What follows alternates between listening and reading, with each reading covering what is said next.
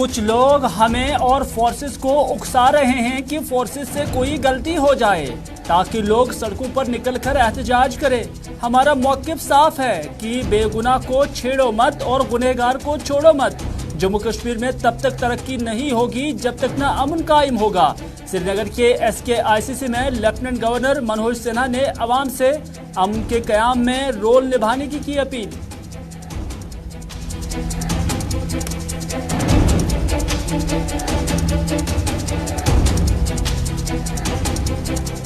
Lieutenant governor के बयान पर बोले मेंबर लोकसभा रिटायर्ड हसनैन मसूदी। कहा 4 साल से अवाम को जमहूरियत से दूर रखकर क्या अमन कायम हो सकता है। नौजवानों को जेलों में डालना, नौकरियों से बर्खास्त करने से कैसा अमन होगा। सईद मोहम्मद अल्ताफ बुखारी ने कहा कि अमन में ताउन देने के लिए अवाम तैयार है। फिनेंस अकाउंट्स एस्पिरेंट्स का हवाला देते हुए कहा जो बच्चे सड़कों पर आ रहे हैं अपने हक के लिए आ रहे हैं।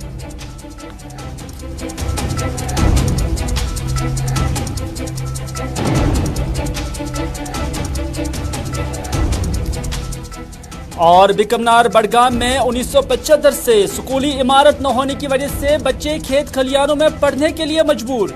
राजपुरा मंडी पूंछ के मिडिल स्कूल में भी कभी फोर्सेस तो कभी डिग्री कॉलेज के बच्चों को पढ़ाने के खिलाफ तुलबा व तालिबात ने किया एहतजाज। कहा हमारे स्कूल के बजाय पटवार खाना में पढ़ाने में मुश्किलात का हो रहा है सामना। सरकार से मुदाखलत की अपील।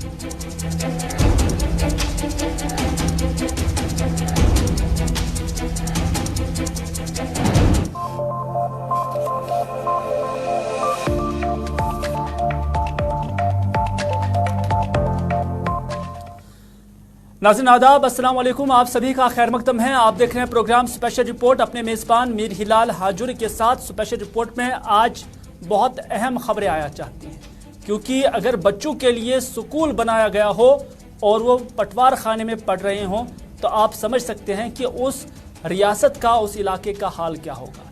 आप समझ भी सकते हैं कि जहां 1975 के अंदर स्कूल कायम किया गया हो, यानी किसी इलाके को स्कूल दिया गया हो और 1975 के बाद आज तक स्कूली इमारत ना बनी हो और बच्चे खेत खलियानों में पढ़ रहे होंगे, तो वहाँ के बच्चे कैसे काबिल होंगे, कैसे KES और ऑफिसर बन सकते हैं, ये एक अहम बात है।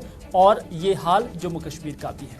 न सिर्फ इतना, बल्कि हम देख रहे हैं कि कल से ही जो फिनेंस अकाउंट्स एस्पिरेंट्स है वो एहतजाज पर है। मुतालबा उनका एक है कि वो इंक्वायरी के खिलाफ नहीं है, तहकीकात के खिलाफ नहीं है, बल्कि वो कहते हैं कि जो रिक्रूटमेंट हुई है उसकी स्क्रैपिंग नहीं होनी चाहिए। कल से वो एहतजाज पर हैं, रात को भी एहतजाज किया, फिर आज सुबह एहतजाज किया, लेकिन सरकार कितनी जिंदा है कि अभी तक उनसे किसी ने पूछा भी नहीं कि आपका मुतालबा क्या है और आपके मुतालबे का, आपके मसले का हल क्या है। ये जम्मू कश्मीर है और इसे जम्मू कश्मीर UT कहते हैं। और इसी UT के अंदर आज लेफ्टिनेंट गवर्नर मनोज सिन्हा ने एक बड़ा बयान भी दिया है। दरअसल मनोज सिन्हा आज SKICC श्रीनगर के अंदर एक तकरीब से खिताब कर रहे थे और ये तकरीब डिस्ट्रिक्ट एक्सपोर्ट प्लान्स के हवाले से यहाँ पर मुनक्किद की गई थी। और इस तकरीब पर जब लेफ्टिनेंट गवर्नर मनोज सिन्हा यहाँ पर तकरीर कर रहे थे तो उस मौके पर उन्होंने कहा कि कुछ लोग फोर्सेस को उकसा रहे हैं और हमें भी उकसा रहे हैं या उकसाने की कोशिश की जा रही है कि फोर्सेस से कोई गलती हो जाए ताकि यहाँ के अवाम सड़कों पर आ जाए। ताहम हम वो सूरत हाल आने नहीं देंगे। ताहम लेफ्टिनेंट गवर्नर ने इन अल्फाज के अंदर ये जाहिर नहीं किया या ये इशारा नहीं दिया कि वो किन से मुखातिब हैं, यानी वो कौन लोग हैं। क्या वो PDP है, नेशनल कॉन्फ्रेंस है, या जो बंदूक वाले एलिमेंट्स है वो है। गवर्नर ने इसका कोई इशारा नहीं दिया है, लेकिन इशारों में ही उन्होंने ये बात कही है कि कुछ लोग फोर्सेस को और यहाँ की एडमिनिस्ट्रेशन को उकसाने की कोशिश कर रहे हैं कि फोर्सेस से कोई गलती हो जाए और वो देखना चाहते हैं कि लोग सड़कों पर आ जाए, नंबर 1। लेकिन इसी के साथ लेफ्टिनेंट गवर्नर ने एक और बात कही है। उन्होंने कहा कि हमने बार बार ये बात दोहराई है और कही है कि हमारा मौक़िफ़ वाज़ेह है कि गुनहगार को छोड़ो मत और बेगुनाह को छेड़ो मत। यानी लेफ्टिनेंट गवर्नर मनोज सिन्हा ने यह साफ किया है कि उनकी यही पॉलिसी है कि जो बेगुनाह होगा उसके साथ छेड़ा ना जाएगा और जो गुनहगार होगा उसको ना छोड़ा जाएगा। उसके साथ ही लेफ्टिनेंट गवर्नर ने एक और बात कही है। उन्होंने कहा कि दुनिया के किसी भी इलाके में तब तक तरक्की मुमकिन नहीं है जब तक न कि वहां अमन का कयाम हो जाए। यानी किसी भी तरक्की के लिए, किसी भी डेवलपमेंट के लिए तरक्की का होना बहुत जरूरी है। ये यहाँ पर लेफ्टिनेंट गवर्नर मनोज सिन्हा ने कहा है। हालांकि इससे पहले यहाँ की पॉलिटिकल पार्टीज भी यही बात कहती आई है और दोहराती आई है। लेफ्टिनेंट गवर्नर ने कहा कि कुछ लोगों को ये बात पसंद नहीं है कि यहाँ सयाहत कैसे बढ़ रहा है। उन्होंने ये भी कहा कि कुछ लोगों को ये भी पसंद नहीं है कि यहाँ सन्नत कैसे आ रही है, यहाँ की इक्तिसादी हालत कैसे सुधर रही है, लोगों की जिंदगी में बदलाव कैसे आ रहा है। मैं आवाम से अपील करना चाहता हूं कि वो नया जम्मू और कश्मीर बनाने में आगे आए, अपना रोल निभाए, क्योंकि जब तक ना अमन चैन आएगा तब तक वो तरक्की का मंजर नहीं देखेंगे। ये लेफ्टिनेंट गवर्नर का एक एतराफ भी है और ऐलान भी है और उनका बयान भी है। लेफ्टिनेंट गवर्नर मनोज सिन्हा ने इस मौके पर क्या कुछ कहा और इस स्पीच में क्या कुछ कहा, उन्हीं की जुबानी सुनते हैं। कुछ लोग हैं जो कोशिश लगातार कर रहे हैं, उनको ये बात पसंद नहीं है कि यहाँ टूरिज्म कैसे बढ़ रहा है, यहाँ इंडस्ट्री कैसे आ रही है, यहाँ की आर्थिक स्थिति कैसे सुधर रही है, लोगों के जीवन में बदलाव कैसे हो रहा है।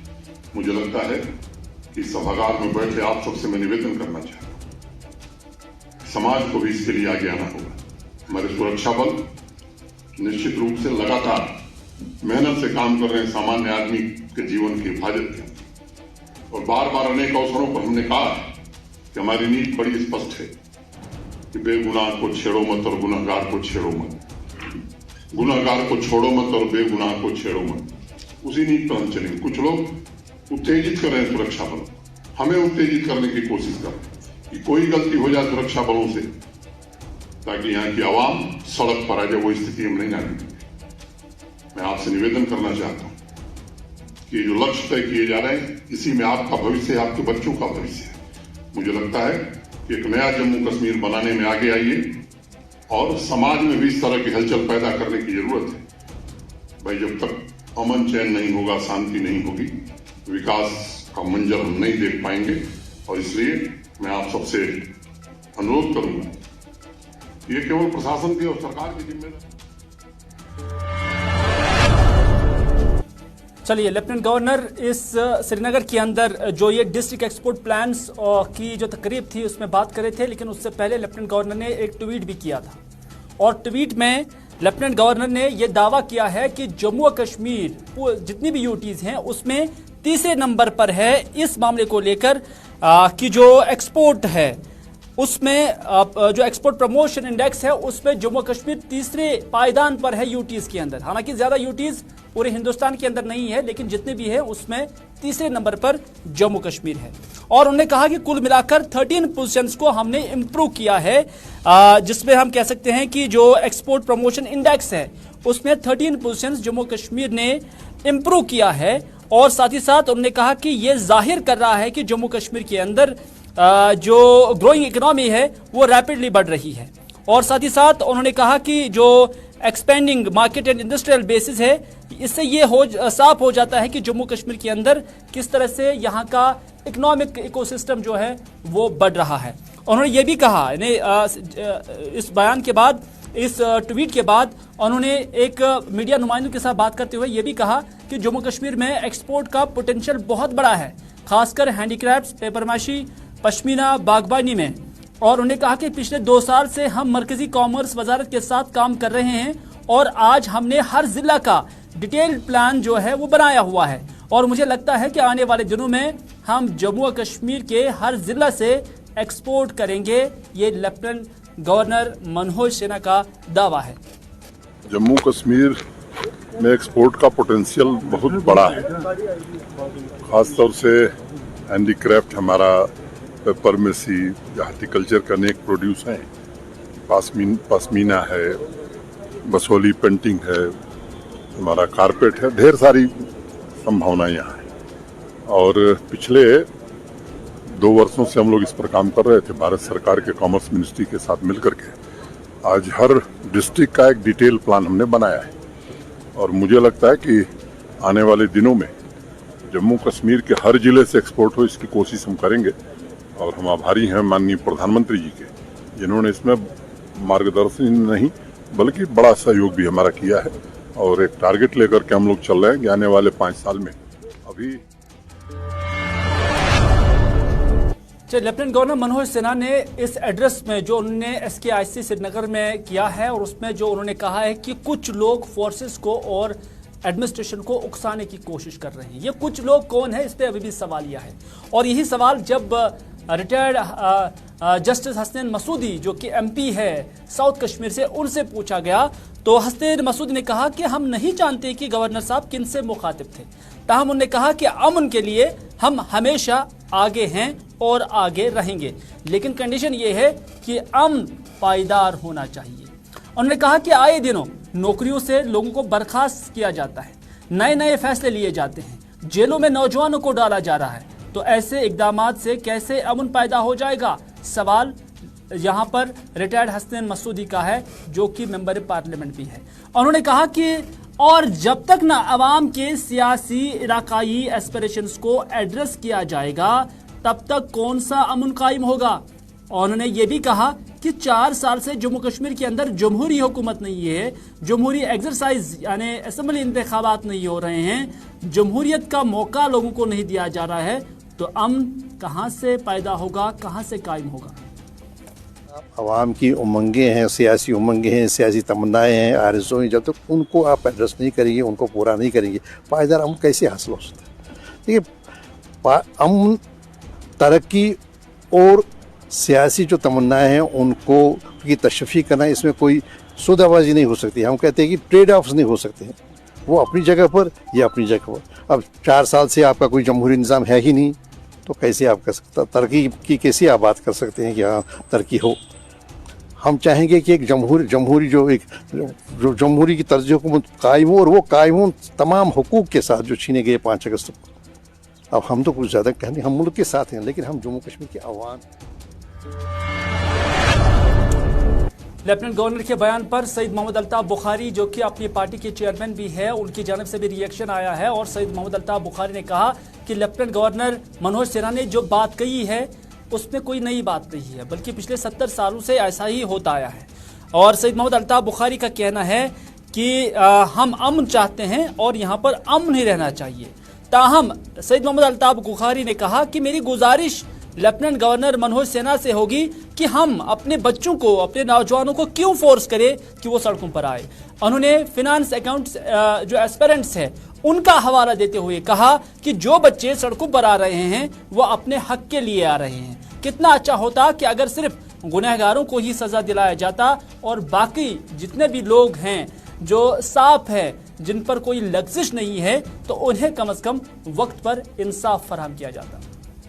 नई बात नहीं है जो उन्होंने आज कही है, ये तो हम पिछले 70 साल से ये सुनते आए हैं। और लेकिन मेरा मानना है कि लोग अमन चाहते हैं और लोग ही सबसे बड़े इसके ये होते हैं, दे आर द बिगेस्ट जो स्टेक होल्डर्स, अमन के स्टेक होल्डर्स वही है। अल्लाह के फजल से जब लोग अमन चाहते हो तो अमन ही रहेगा।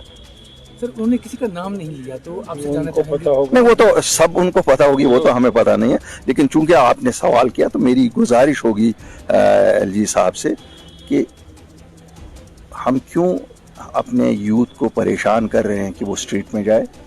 आज आपने देखा होगा वो फाइनेंस अकाउंट्स असिस्टेंट्स हैं या इसी तरह से बाकी इदारे हैं जहां बच्चों ने इंटरव्यू दिए, सेलेक्ट हुए और उनको परेशान किया जा रहा है इस नाम पे कि अभी ये इंक्वायरी हो रही है, वो हो रहा है।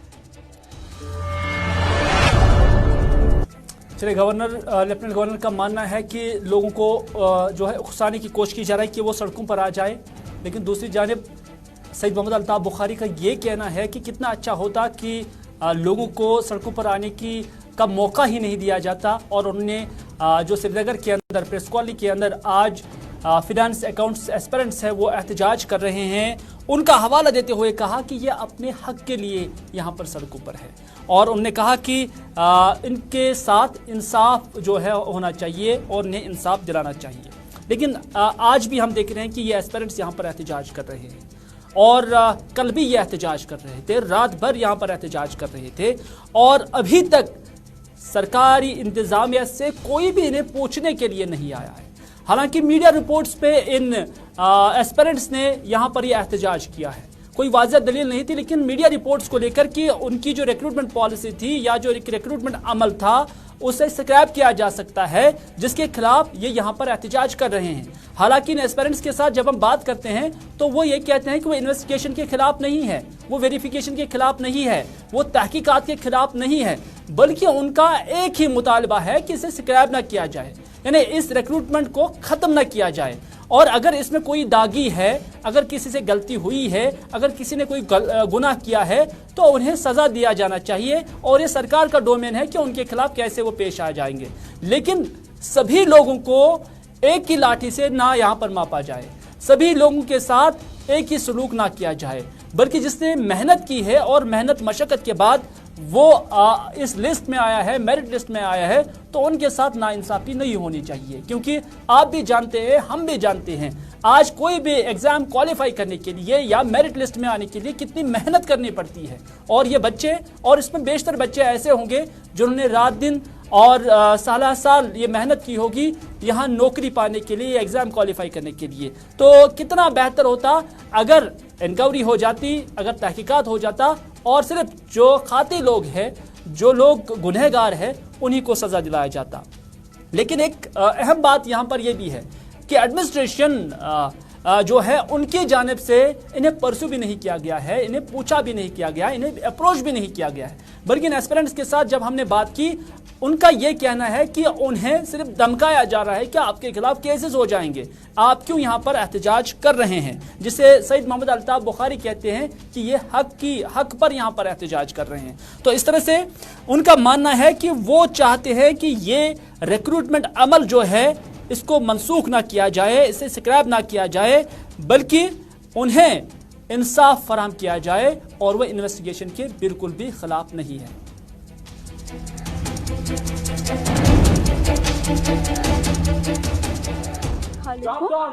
और यहाँ पर सारे FA क्वालिफायर्स है। इसका एग्ज़ाम मार्च 2022 में हुआ था और इसका मेरिट लिस्ट भी आया था अप्रैल में, और मई में इसकी DB भी हो गई, सब कुछ हो गया। और LG साहब ने ये भी बोला कि JKPSI के बगैर सब रिक्रूटमेंट्स फेयर है। ये LG साहब के बोल है, उसे खुद बोला है और उसकी रिकॉर्डिंग भी है, जो उसे बोला कि सब कुछ फेयर है एक्सेप्ट JKPSI। अब उनको कहाँ से याद आया कि इसमें FA में स्कैम है? अगर है भी, ये लोग क्यों नहीं फिर सॉलिड प्रूफ करें? बस इनको इनका सिर्फ ये मोटिव है, इसको स्क्रैप करो और यूथ को फिर से बिजी रखो प्रिपरेशन में। हम बस यही चाहते हैं कि don't scrap the FA recruitment. बस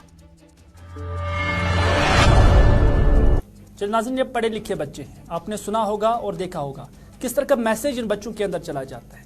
लेफ्टिनेंट गवर्नर को उन्होंने कोट किया है कि उन्होंने इससे पहले किस तरह का स्टेटमेंट दिया था इस रिक्रूटमेंट प्रोसेस को लेकर, और उनका अब इस नतीजे पर ये बच्चे पहुंच गए हैं कि दरअसल ये सरकार की मंशा ही ऐसा है कि बच्चों को मसरूफ रखा जाए कि वो सिर्फ पढ़ाई करे, प्रिपरेशन करे, और उनका जो मंजिल और मकाम है वहां तक सरकार ही उन्हें पहुंचने से रोकती है। इस तरह का मैसेज जो है वो बच्चों में चला गया है। लेकिन ये एडमिनिस्ट्रेशन की जिम्मेदारी है कि बच्चों के अंदर इस चीज को निकाला जाए और उन्हें बाज़ाब्ता तौर पर वो एतमाद दिलाया जाए जिस एतमाद के लिए सरकार का होना बहुत ज़रूरी होता है। जब बात एतमाद की आती है तो हम दमहाल अच्छाबल के लोगों का भी जिक्र करते हैं, क्योंकि दमहाल अच्छाबल के अंदर जैसे कि आप जानते हैं और हम आपको दिखाते भी हैं, ये एक शख्स है जिसका नाम गुलजार अहमद शेख है, और इसका मकान भी आप देख सकते हैं, बिल्कुल पुराना मकान है और कच्चा मकान है और ख़ुद बीमार है, और मकान की हालत भी आप देख सकते हैं। क्या ये जो IAY जो शेड्स मिलते हैं या पक्का मकान मरकज़ी सरकार की स्कीम है उस हवाले से जो उन्हें दिया जाता है, क्या ये उस काबिल नहीं है, क्या उसके मुस्तहक नहीं है? अगर है तो फिर क्या वजह है कि 3 साल से इस शख्स को ये नहीं मिलता है? क्योंकि इसका नाम अगरचे लिस्ट में भी है, रखा भी गया है, तो यहाँ इसका मानना है, जो ये शख्स है गुलजार अहमद शेख, उनका मानना है कि यहाँ ऐसे लोगों को वो शेड्स दिए गए हैं जिनके पास ज़मीन और ज़राअत भी है, जिनके पास पक्के मकान भी है, लेकिन मैं डिज़र्व कर रहा था लेकिन मुझे नहीं दिया गया। हमने इस मामले को लेकर कंसर्न बीडीओ के साथ बात करने की कोशिश की, उनका फोन स्विच ऑफ आया। उनके दफ्तर से पता करने की कोशिश की तो पता चला कि उनकी जो पोस्टिंग है फिलहाल यात्रा के साथ है, वो यात्रा पर ड्यूटी अभी कर रहे हैं। तो इस तरह से उनका जो वर्जन है हम आज इस प्रोग्राम में नहीं ला पाए हैं, लेकिन कोशिश हमारी यही होगी कि इस पर जो डिपार्टमेंट का भी मौक़िफ़ है वो भी जानने की कोशिश करेंगे कि क्या वाकई ये जो शख्स कह रहा है, ये जो इल्ज़ामात लगा रहा है, क्या इसमें वाकई कोई दम है। लेकिन इतना ज़रूर है कि ये शख्स अगर डिज़र्व कर रहा है, मुस्तहिक है, तो फिर इसे क्यों नहीं दिया जा रहा है।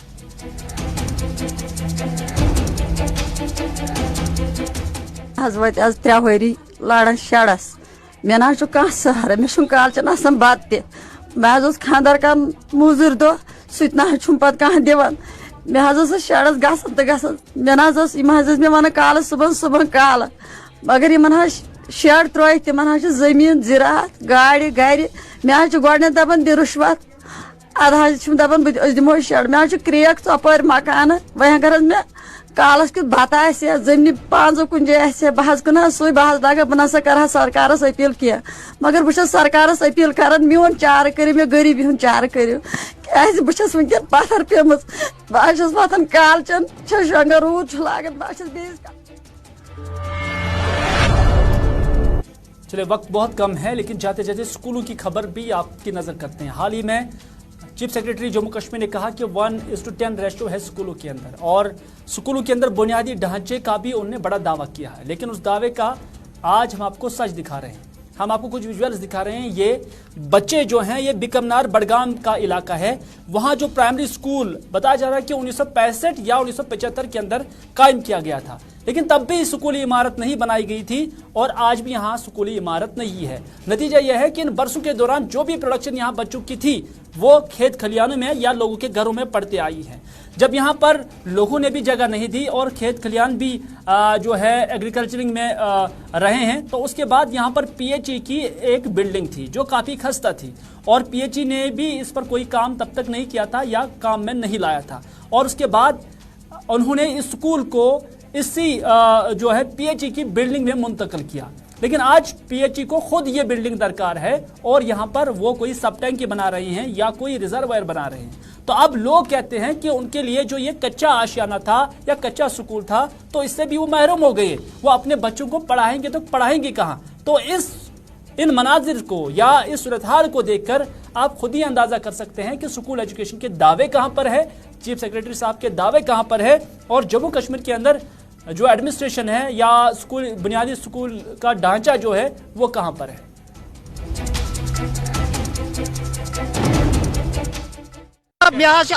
अर्ज बिकमनार 1966 मज स्कूल आमुत यूर, मगर तन पे वुन तम स्कूल बनोमुत कहें। अमे पत आमुत बनकन गोजर गाम, तिमन आव 1970 मज स्कूल, तत प्राइमरी स्कूल, तत बच्चे 20, ये बच्चे 60, ये खे वुन तम 20 बच्चे हल करो। तम पे पृछान ये वह गए पचम। देखिए, जो जहाँ तक जल शक्ति जल जीवन मिशन का मसला, वहाँ पर एक ओएचटी तमीर होने जा रही है। वो बात भी अपनी जगह सही है, क्योंकि लोगों को पीने का साफ पानी चाहिए। तो जब तक वो हो जाएगा तब हम देखेंगे। हमने डिपार्टमेंट के साथ, जल जीवन मिशन के साथ ये टेक अवे किया कि इस टैंकी। चलिए, चीफ एजुकेशन ऑफिसर बडगाम थे जो इस स्कूल के हवाले से अपने तफसीलात या अपना मौक़िफ़ रख रहे थे। लेकिन हम आपको एक और स्कूल दिखा रहे हैं। ये राजपुरा मंडी तहसील पूंछ का है, और यहाँ पर भी आज बच्चों ने एहतजाजी मुजाहरा किया, और यहाँ की कहानी भी बड़ी दिलचस्प है और हैरान कुन है, क्योंकि यहाँ जब कोविड काल था तो यहाँ पर बच्चों को निकाला गया और यहाँ पर डिग्री कॉलेज के बच्चों के क्लासेस लिए गए। नंबर 1। नंबर 2, आज जब यहाँ पर स्कूल फिर से खुल गए तो अमरनाथ यात्रा शुरू हुई, और अमरनाथ यात्रा के लिए जो फोर्सेज है उनका क़याम इसी स्कूल में कराया गया जो कि मिडिल स्कूल है। और यही वजह है कि बच्चे ये कहते हैं कि उनके हक में ऐसा क्या है, उनके नसीब में ऐसा क्या है, उन्हें स्कूल क्यों नहीं मिल रहा है। क्योंकि यहाँ के बच्चों को पटवार खाने में मुंतकिल किया गया। पटवार खाने में सिर्फ एक ही कमरा है, ना ही कोई वॉशरूम है, ना ही कोई बैतुल खुला है। नतीजा ये है कि बच्चों को काफ़ी तकालीफ से गुजरना पड़ रहा है।